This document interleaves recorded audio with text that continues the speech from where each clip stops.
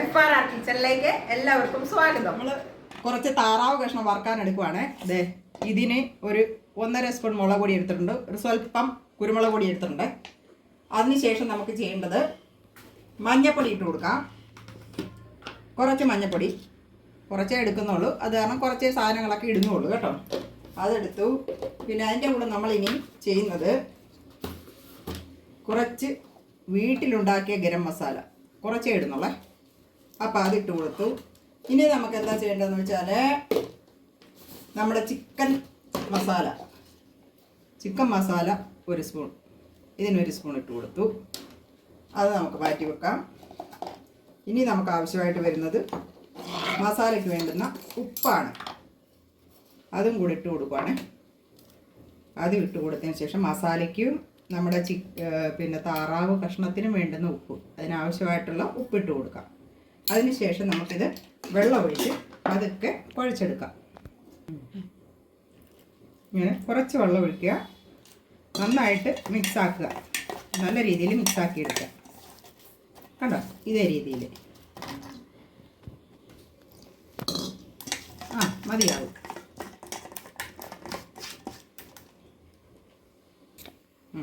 ഇനി നമ്മൾ കണ്ട 4 കഷ്ണം തന്നെ എടുത്തേക്കുന്നത് താറാവിൻ്റെ, അതിലോട്ട് നമുക്ക് മസാല തേച്ച് പിടിപ്പിക്കണം. വേറെയും ഉണ്ട് ഒരു 4 കഷ്ണം കേട്ടോ. നല്ല രീതിയിൽ തേച്ച് പിടിപ്പിക്കണേ, നല്ലതായിട്ട് എല്ലായിടത്തും വ്യാപിപ്പിക്കണം. 4 കഷ്ണം മാത്രമേ ഞാൻ എടുത്തിട്ടുള്ളൂ തൽക്കാലം വറുക്കാനായിട്ട്, കൊച്ചുമക്കൾക്ക് കൊടുക്കാൻ വേണ്ടി മാത്രം.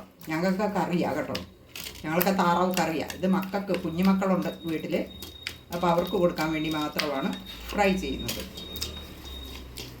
ഇനി നമുക്കിതൊരു 10 മിനിറ്റ് റെസ്റ്റ് ചെയ്യാനായിട്ട് മൂടി വെക്കണം. നല്ല രീതിയിൽ ഇങ്ങനെ പിടിപ്പിച്ചതിന് ശേഷം നമ്മൾ 10 മിനിറ്റ് ഇത് മൂടി വെക്കുവാണേ. അപ്പോൾ അവിടെ ഇരിക്കട്ടെ. അപ്പോൾ ഫ്രണ്ട്സ്, നമ്മൾ താറാവൊക്കെ മസാലയൊക്കെ പുരട്ടി വെച്ചിരുന്നില്ല, അതൊക്കെ റെഡി ആയിട്ടുണ്ട്. നമുക്കിനി ഗ്യാസ് ഓൺ ചെയ്യാം. ആവശ്യത്തിന് ഇത് ഫ്രൈ ചെയ്തെടുക്കാനുള്ള എണ്ണ ഒഴിച്ച് കൊടുക്കുവാണേ. വെളിച്ചെണ്ണ തന്നെ ഒഴിക്കുക. അപ്പോൾ അതൊഴിച്ച് കൊടുത്തിട്ട് നല്ല രീതിയിൽ തന്നെ എണ്ണ ഒഴിച്ച് കൊടുത്തിട്ടുണ്ട്. അതിനുശേഷം എണ്ണ ഒന്ന് ചൂടായിക്കോട്ടെ. നല്ല രീതിയിൽ എണ്ണ ഒന്ന് ചൂടായതിന് ശേഷം വേണം നമ്മൾ കറിവേപ്പില, കഴുകി വെച്ചിരുന്ന കറിവേപ്പിലയാണ്, അതിട്ട് കൊടുക്കാം. അപ്പോൾ നമ്മൾ കറിവേപ്പിലയൊക്കെ റെഡി ആയിട്ടുണ്ട്. ഇനി കഷ്ണങ്ങൾ ഇട്ട് കൊടുക്കുവാണ്. ഓരോന്നായിട്ട് അങ്ങോട്ട് ഇട്ട് കൊടുത്ത് ഫ്രൈ ചെയ്തെടുക്കാം. ചെറുതായിട്ടൊന്ന് നമുക്ക് മൂടി വെച്ച് ഫ്രൈ ചെയ്യാം. അപ്പോൾ അവിടെ ഇരുന്ന് ഫ്രൈ ആയിക്കോട്ടെ. അപ്പോൾ നമ്മളിത് വെച്ചിട്ടൊരു 3-4 മിനിറ്റ് കഴിഞ്ഞിട്ടുണ്ട്. ഒരു വശം ഏകദേശം ആയിട്ടുണ്ട്. നമുക്കിനി ഇത് തിരിച്ച് വിടണം. കണ്ടോ, ഒരു വശം ആയിട്ടുണ്ട്. കണ്ടോ, ഇനി നമുക്കിത് മറിച്ചിട്ട് വേവിക്കണം.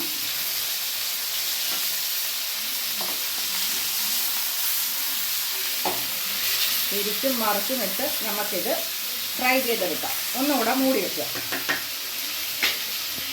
അവിടെ ഇരുന്ന് വേകട്ടെ. ഇപ്പോൾ ഏകദേശം ഒരു 10 മിനിറ്റ് ആയിട്ടുണ്ട്. കണ്ടോ, നമ്മുടെ ചിക്കൻ ഫ്രൈ ഒക്കെ, ചിക്കനല്ല സോറിയാ, നമ്മുടെ താറാവ് ഫ്രൈ ഒക്കെ റെഡി ആയിട്ടുണ്ട്. കണ്ടോ, വേണ്ടേ, സൂപ്പറായിട്ടുണ്ട് കേട്ടോ. കണ്ടോ, നമുക്കിനി ഇത് സെർവ് ചെയ്യാം. കൊച്ചുമക്കൾക്ക് തന്നെ ആദ്യം വിളമ്പാം.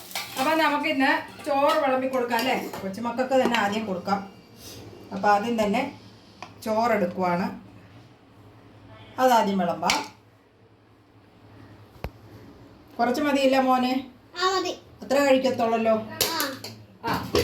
അതിനുശേഷം നമ്മൾ വിളമ്പുന്നത് താറാവ് കറിയാണ്. ഇതാ ഒരു സൈഡിലോട്ട് വിളമ്പി കൊടുക്കാം.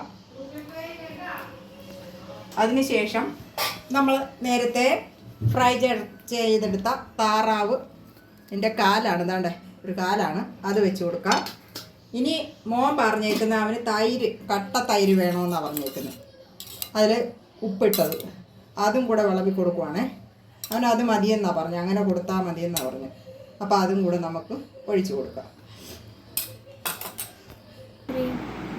അപ്പോൾ എൻ്റെ കൊച്ചുമകൻ ഇവിൻ മോനാണ് ചോറുണ്ട് ടേസ്റ്റ് ചെയ്യാൻ പോകുന്നത്. മോനൊന്ന് കഴിച്ചേ. അവിടെ വെള്ളം വെച്ചിട്ടുണ്ട് അമ്മച്ചിയെ, കഴിക്കണം.